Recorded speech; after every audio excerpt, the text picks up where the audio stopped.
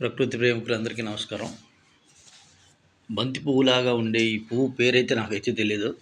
డ్రైవింగ్కి వెళ్ళొస్తుంటే నర్సింగపాడు అనే ఊళ్ళో, పల్నాడు జిల్లా, ఆ ఊళ్ళో 2 కలర్స్ ఉన్నాయి. ఒకటి ఇది ఎల్లో, ఇంకోటేమో సింధూరం కలరు.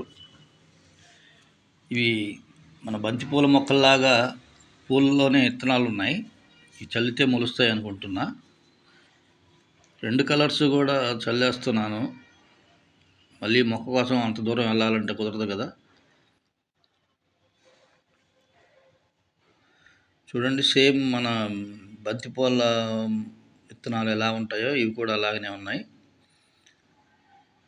ట్రై చేస్తున్నా, వస్తే ఏమో చూద్దాం.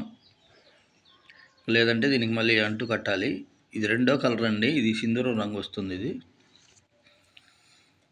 దీనికి కూడా కొన్ని విత్తనాలు ఉన్నాయి, అవి కూడా చల్లేస్తున్నా.